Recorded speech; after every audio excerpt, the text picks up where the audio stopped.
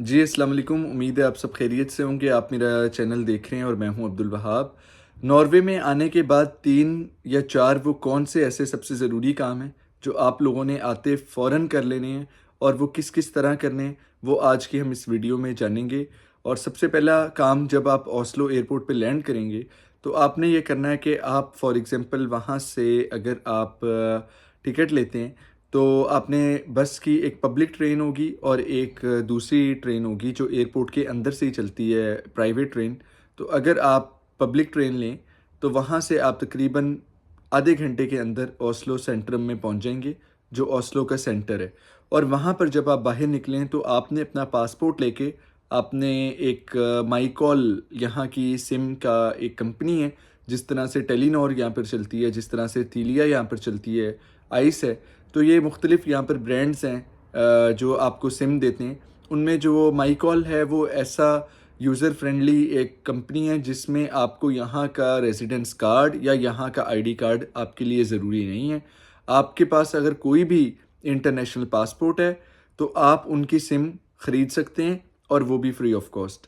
तो आपने इसके लिए ये करना है कि जब आप ओस्लो सेंट्रम में आएँ तो आपने वहाँ पर उनकी गूगल मैप से स्तूरगाता ब्रांच सर्च करनी है और वहाँ पे आपने वॉकिंग डिस्टेंस में 5 मिनट में आप पहुँच जाएंगे।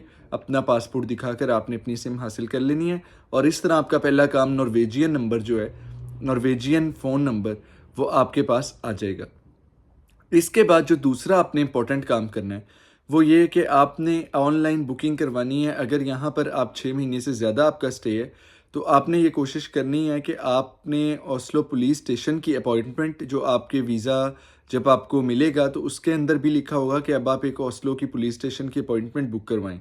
तो आपने वो फ़ौरन से अपनी उस वीज़ा एप्लीकेशन पे चले जाना है और वहाँ पर जाने के बाद आपने वहाँ से ओस्लो पुलिस डिपार्टमेंट की आपने अपॉइंटमेंट ले लेनी है और उस दिन, जिस दिन आपकी अपॉइंटमेंट होगी, उस दिन आपने अपना नॉर्वेजियन फ़ोन नंबर जो है वो आपके पास ज़रूर होना चाहिए, ताकि उसके अलावा आपके पास एड्रेस होना चाहिए जहाँ पर आप रह रही हैं।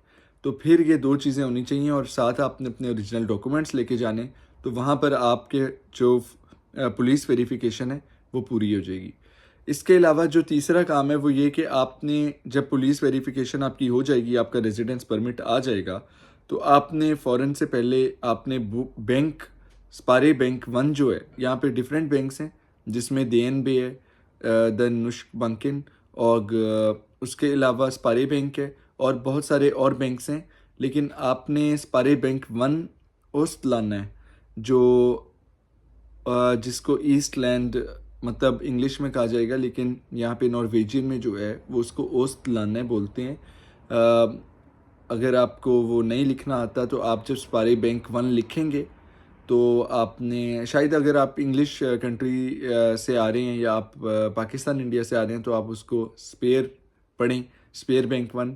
लेकिन उसको नॉर्वेजियन में हम स्पारे बैंक बोलते हैं और उसके आगे 1 लिखेंगे, आप आगे ओस्ट लाना है, वो खुद ही शायद सर्च में आ जाएगा, कटा हुआ OSTLANDET। तो ये वाला जो बैंक है उसमें आपने ऑनलाइन अप्लाई करना है अपना अकाउंट बनवाने के लिए और उसमें कुछ आपसे सवाल करके वो आपको कहेगा कि आप हमें अप्लाई कर दें और 1-2 दिन में वो आपको फिर ईमेल करेंगे या आपको जवाब देंगे कि आप अपना अकाउंट खुलवा सकते हैं। उसके लिए फिर आपको उनको कॉल करके वहाँ से टाइमिंग्स लेनी पड़ेंगी बैंक से और उस दिन पे जब आपको बुकिंग मिलेगी तो उस दिन पे जाके आपने अपना बैंक अकाउंट के लिए अप्लाई करवा के आ जाना है और घर आके आपका जो एड्रेस होगा जिस पे आपको रेजिडेंस परमिट आएगा, उसी पे आपको अपने बैंक अकाउंट, बैंक कार्ड वगैरह भी आ जाएगा। जब ये सारी चीज़ें आपको Norwegian residence card, Norwegian number जिसे परशून नंबर बोलते हैं, जिसे पर्सनल नंबर, आईडी नंबर बोलते हैं, उसके अलावा आपको अपना Norwegian SIM, Norwegian bank account, आपकी चीज़ें ये खुल जाएंगी।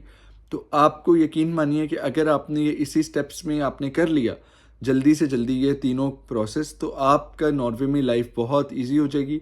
क्योंकि इसके अलावा जितनी भी ऐप्स हैं, जो ट्रैवलिंग के लिए ऐप्स हैं, जितनी भी जॉब फाइंडिंग के लिए ऐप्स हैं, स्टडी रिलेटेड ऐप्स हैं, उनमें यही इन्फॉर्मेशन आपकी बार बार यूज़ होने वाली है, जिसमें नॉर्वेजियन फ़ोन नंबर बहुत ज़्यादा इंपॉर्टेंट है। तो इस वीडियो के बाद इंशाल्लाह उम्मीद है कि आप जब नॉर्वे में लैंड करेंगे तो आपको मुश्किल नहीं होगी, आपको ये 3 काम अपने इम्पॉर्टेंट पता होंगे और आप अपना एड्रेस, अपना फ़ोन नंबर और अपना रजिस्टर्ड ईमेल आईडी इन्हें संभाल कर रखेंगे, और जो आपकी चीज़ें आएंगी उसके बाद आपकी यहाँ पे लाइफ जो है वो बहुत इजी हो जाएगी। तो अपना ख्याल रखिएगा और मुझे इजाज़त दीजिए इस छोटी सी वीडियो के साथ। अल्लाह हाफिज़।